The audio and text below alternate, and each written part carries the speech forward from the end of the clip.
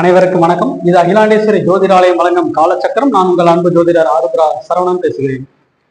இன்றைய வானவியல் சாஸ்திரத்தில் நாம் காணவிருக்கும் கிரகம் கர்மாகாரகன் சனியும் ஞானகாரகன் கேது பகவானும் இணைய பெற்றால் என்ன பலன்கள் என்பதை பற்றி பார்ப்போம். பொதுவாக சனி பகவான் ஆயுள்காரகனாக கும்பத்திலும் மகரத்தில் கர்மாகாரகனாகவும் செயல்படுவார். அவருடன் ஞானகாரகன் கேது பகவான் இணையும் போது அதீத ஞானத்தை கொடுத்து பைத்தியம் சரீரத்தை கொடுக்கக்கூடிய அந்த அமைப்பு இதில் இடம்பெறும். இந்த உலகை வெறுக்க வைக்கும், ஆன்மீக தேடலை அதிகரிக்க வைக்கும். இவர்கள் இருவரும் இணைய பெற்றால் சிற்றின்ப வாழ்க்கையை வெறுக்க வைக்கும், இந்த உலகத்தையே வெறுக்க வைக்கும். பேரின்ப நிலைக்குள் செல்லாமல் தன்னைத்தானே சுருக்கி கொண்டு தியானம், ஆன்மீகம், கோவில் தியானம் இப்படி என்றே இவருடைய பயணம் மேலோங்கும்.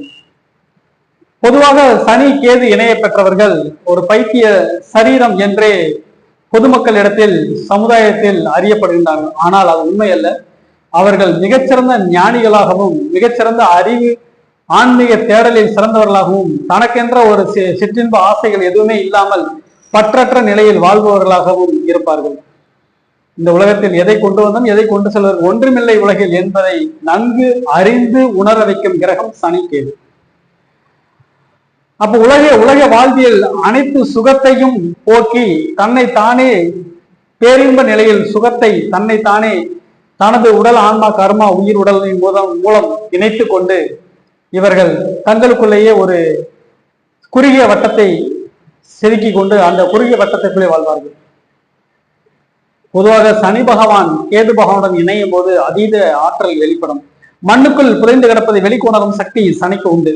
இந்த மண்ணு, பூமி, கடலும் கடல் சார்ந்த இடமும் கேது பகவான் என்பதனால் இந்த பூமி வள நிலங்களை, இந்த பூமிக்கு கீழ் இருந்து கிடைக்கக்கூடிய அனைத்து பெட்ரோலியம், மற்ற திரவிய பொருள்கள், கிரானைட் போன்ற தொழிற்சாலைகள் அனைத்தும் சனி கேதுவின் வலுவான அமைப்பு பெற்றவர்களால் தான் பூமிக்கு கீழ் உள்ள பொருள்களினால் ஆதாயம் இவர்களுக்கு நிச்சயமாக உண்டு. இவருடைய கர்மா முறையாக கழிக்கப்பட்டிருந்தால் நிச்சயமாக வெற்றியின் படியில் இவர்கள் பூமி சார்ந்த பச்சைக்கல், புதையல் போன்ற தன யோகங்களை கிடைக்கக்கூடிய பூமிக்கு அடியில் இருந்து கிடைக்கக்கூடிய அனைத்து பொருட்களும் இவர்களுக்கு சிறப்பாகவே கிடைக்கும். சப்போஸ் இவர்கள் இந்த கர்மாவை சரியாக செய்யாவிட்டால் முன்னோர்களுக்கு முறையான சனி கேது அப்படிங்கிற இணைவு தகப்பனார் வழி திதி கொடுத்த முன்னோர்களின் வழிபாடு சரியாகவும் குலதெய்வ வழிபாடு முறையாகவும் இல்லாவிட்டால் இவருடைய வாழ்க்கை மிகவும் சுருங்கி கொண்டு சொத்து பத்து நிறைய இருந்தாலும் அதை அனுபவிக்க முடியாத ஒரு அவல நிலைக்கு இவர்கள் தள்ளப்படுகிறார்கள். இந்த சனி கேது 6, 8, 12 இணையும் போது வெளிநாடு, தூரதேச பிரயாணம் இப்படியெல்லாம் இழுத்து சென்று அங்கேயும் போய் தனது சிறைவசப்படுத்துதல், தன்னைத்தானே சுருக்கி கொண்டு வாழ்தல், பொது வாழ்க்கையில் நிறைய வெற்றிகளை தேட வேண்டும் என்ற எண்ணங்கள் இருந்தாலும் ஜெயிக்க முடியாத தடைகளுக்கு இந்த சனி கேதுவே காரணமாக அமையும். இந்த சனி பகவானும் கேது பகவானும் லக்னத்திலே இணைய பெற்றால் ஜாதகர் முழுமையாக சுக துக்க போகங்களை அனுபவிக்க முடியாமல் தடுமாற்றம் ஏற்படும் ஜாதகருக்கு. இந்த சனி கேது சேர்க்கை 2ஆம் இடத்தில் ஏற்பட்டால் குடும்ப வாழ்க்கையில் நிச்சயமாக தோல்வி ஏற்படுவது உண்டு. இந்த சனி கேது 3ஆம் இடத்தில் ஏற்பட்டால் சகோதரனால் பகை, வில்லங்கம், விரயம். இந்த 3ஆம் இடத்தில் சனி பொதுவாகவே ஸ்தான பலம் பெறுவார் என்பதனால், கேது பகவான் 3ஆம் இடம் நன்மைகளை தர வல்லவர் என்பதனால் சகோதரரிடையே கருத்து வேறுபாடும், மோதல், அந்த சகோதரரையே தன்னை எதிரியாக நினைத்துக் கொள்ளும் சூழ்நிலை ஏற்படும். இந்த சனிக்கேது 4ஆம் இடத்தில் ஏற்பட்டால் தாயாதி வர்க்கத்தினால் பிரச்சனை, தாய் வழியினால் பிரச்சனை, தாய்க்கு கால் சம்பந்தப்பட்ட பிரச்சனை, ஆபரேஷன், உடல் சம்பந்தப்பட்ட சரீரத்தில் நிச்சயமாக மருத்துவ செலவு இருக்கும். தாயார் வழி உறவுகள் பகை செய்யும். இந்த சனிக்கேது 5ஆம் இடத்தில் ஏற்பட்டால் பூர்வ புண்ணியம் கெட்டு போய்விடும், குலதெய்வ வழிபாடு இல்லாமல் போய்விடும், புத்திர சம்பத்து பாக்கியம் இல்லாமல் போய்விடும். இந்த சனிக்கேது 5ஆம் இடத்தில் ஏற்பட்டால் நிச்சயமாக நன்மைகளை தர கடமைப்படவில்லை. நிச்சயமாக கெடுபலன்களை பூர்வ புண்ணியத்திலிருந்து முன்னோர்களின் சாபத்திற்கும் தோஷத்திற்கும் ஆளாகி உள்ள குடும்பமாக இந்த குடும்பம் மாறிவிடும். இந்த சனிக்கேது 6ஆம் இடத்தில் ஏற்பட்டால் நிச்சயமாக மாற்று தாயினால் வளர்க்கப்பட்ட குழந்தையாக இந்த குழந்தை வளரும். தாய்ப்பால் பூஜ்யம். அதே போல 6ஆம் இடத்தில் கேது தகப்பன் வழி அனைத்து உறவுகளும் பகை என்ற நிலையில் ஏற்படும். அப்ப சனிக்கேது 6ஆம் இடத்தில் ஏற்பட்டால் வெற்றி ஸ்தானம் ஜாதகருக்கு பொதுவாக இருந்தாலும் கூட தகப்பனது உறவுகள் காரக ரீதியாக அனைத்து உறவுகளும் பகை என்ற நிலைக்கு தள்ளப்படும். பொதுவாக நரம்பு சம்பந்தப்பட்ட பிரச்சனைகளையும் உடலில் கால் சம்பந்தப்பட்ட பிரச்சனைகளும் சிறு சிறு விபத்துகளையும் ஏற்பட வைக்கும் 6ஆம் இடம்.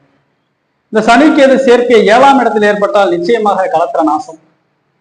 முதல் கலத்திரம் முற்றிலும் கோணல் என்ற அடிப்படையில் முதல் கலத்திரத்தை இழக்க நேரிடும், இறக்க நேரிடும். அதற்கு அடுத்தபடியாக 2ஆம் தர வாழ்க்கை தொலைத்தொடர்பு ஸ்தானங்கள் அதிகமாக கிடைத்தாலும் பொது வாழ்க்கையில் பேரு புகழ் பெற்றாலும் இந்த சனிக்கேது சேர்க்கை 7ஆம் இடத்தில்தான் நிச்சயமாக குடும்ப வாழ்க்கை கலத்திர சுகம் இல்லை. பெண்களாக இருக்கும் பட்சத்தில் கணவருடைய சுக வாழ்க்கையில் சுகபோகங்களை அனுபவிக்க முடியாத நிலை ஏற்படும். இந்த சனிக்கேது 8ஆம் இடத்தில் ஏற்பட்டால் நிச்சயமாக ஆயுளுக்கு பங்கம் எதுவும் ஏற்படாது. சனி 8ல் இருந்தாலே ஆயுள்காரன் 8ஆம் இடத்தில் இருக்கும்போது காரக பாவநாஸ்தி அங்கே வேலை செய்யாது. சனிக்கு 8ஆம் இடம் எப்போதுமே நன்மைகளை செய்ய கடமைப்பட்டவரவர். ஆனா கேது 8ல் மறையும் போது நிச்சயமாக வக்ரகதியில் இருவரும் இருந்தால் என்றால் நிச்சயமாக நல்ல பலன்களை தர முடியும். பொதுவாக சனி கேது 6, 8, 12 மறைவது ரொம்ப ஒருவித நன்மைகளை செய்ய கடமைப்பட்டுள்ளன. இந்த சனி கேது 9ஆம் இடத்தில் இருக்கும்போது தகப்பனார் வழி உறவுகள், தகப்பனார் வழி பாதிப்புகள், தகப்பனாருக்கு பாதிப்புகள், கண்டங்கள், மருத்துவ செலவுகள், இந்த ஆபரேஷன், இந்த மாதிரி மேஜர் பிரச்சனை, தகப்பனாருடைய ஆயுளுக்கு பங்கம், இது எல்லாமே ஏற்படும்.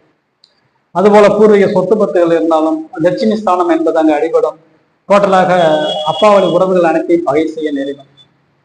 இந்த சனிக்கேது சேர்க்கை 10ஆம் இடத்தில் இருந்தால் நிச்சயமாக கர்மாக்காரன் 10ல் இருப்பது ஒரு சால சிறந்த ஒரு யோகத்தை கொடுத்தாலும் தொழில் ரீதியாக அவர்களுக்கு கேதுவினால் சில பிரச்சனைகள் ஏற்பட்டு கொண்டே இருக்கும். எந்த வேலை செய்தாலும் அந்த வேலையில் திருப்திகரமான ஒரு நிலைப்பாடு இருக்காது. கேது 10ல் இருந்தாலே எந்த வேலையும் செய்தாலும் அந்த வேலையில் திருப்திகரமான மனநிலை போக்கு இருக்காது. அதனால் சனி கேது 10ஆம் இடத்தில் தொழிலுக்கு பங்கப்படுத்தக்கூடிய ஒரு சூழல் உண்டாகும். இந்த சனி கேது சேர்க்கை 11ஆம் இடத்துல இருந்தால் வெகு தன லாபம், பூமி லாபம், இடம், பொன்பொருள், மண்மனை சேர்க்கை, 11ஆம் இடம் லாபஸ்தானம், பேரு புகழ், பிரபலம், இது எல்லாமே கிடைக்கிறது என்றால் அது மிகையே அல்ல. சனிக்கேது 11ஆம் இடம் என்பது நல்ல ஸ்தானம். 3, 6, 11 இருப்பது ஓரளவு உபஜய ஸ்தானங்களில் இந்த பாவ கிரகங்கள் இருப்பது மிக சிறந்த நன்மைகளை செய்கின்றன. சனிக்கேது 12ஆம் இடத்திலிருந்தால் பைத்திய சரீரத்தை ஏற்படுத்தும். அந்த கேது மகாதிசையில சனி மகாதிசை வந்தால் நிச்சயமாக பைத்தியமாகவே தோன்ற வைக்கும். எந்த ஒரு செயலிலும் நிலைப்பாடற்ற ஒரு நிலை, எந்த ஒரு செயலும், உடல் ஆரோக்கியம், மனசும், உடல் வேறு, உயிர் வேறு, கர்மா வேறு, இது மூன்றும் ஒரு சேர இயங்காது. அதனால் பல பிரச்சனைகளை சந்திக்க நேரிடும். 12ஆம் இடத்தில் சனிக்கேது இணைவு, வெகு விரயம், வெகு தூர தேச பயணம், இதெல்லாத்தையும் கொடுத்தாலும் கூட ஒரு மன நிம்மதி இல்லாத ஒரு போக்கை அந்த காரகம் நிச்சயமாக செய்யும். பொதுவாக சனி கேது என்பது ஜாதகத்தில் சேர்வது என்பது நல்ல விஷயம் இல்லை. பொதுவாக சனியுடைய நண்பர் புதன், சுக்கிரன், ராகு என்பவரால் ராகு புதன் சுக்கிரனோட சனி இணையும் போது வெகு நல்ல பலன்களை தருகிறார். கேதுவுடன் இணையும் போது நிச்சயமாக அவருடைய பஞ்சாட்சர மந்திரமான வனசியம மற்றும் சியம் அவன என்ற வித்வேஷண வித்தைக்கும் ஆகர்ஷண வித்தைக்கும் இவர்கள் இருவரும் அதிபதி என்பதனால் அந்த வித்தைகளை பயன்படுத்தும் போது ஒரு நன்மைகளை செய்ய கடமைப்பட்டவராகிறார். முக்கால்வாசி சிறுபிள்ளைத்தனமான ஒரு செயல்பாடுகள் இவர்களிடையே இருப்பது நிச்சயமாக காணலாம். சனி கேது சேர்க்கை அவ்வளவு ஒன்று சிறப்பு இல்லை என்று கூறி இத்துடன் இந்த காணொலியில் உங்களிடமிருந்து விடைபெறுவர் அன்பு ஜோதிடர் ஆருத்ரா சரவணன். இந்த வீடியோ உங்களுக்கு பிடித்திருந்தால் லைக் பண்ணுங்க, ஷேர் பண்ணுங்க, கமெண்ட் பண்ணுங்க, முக்கியமா சப்ஸ்கிரைப் பண்ணுங்க.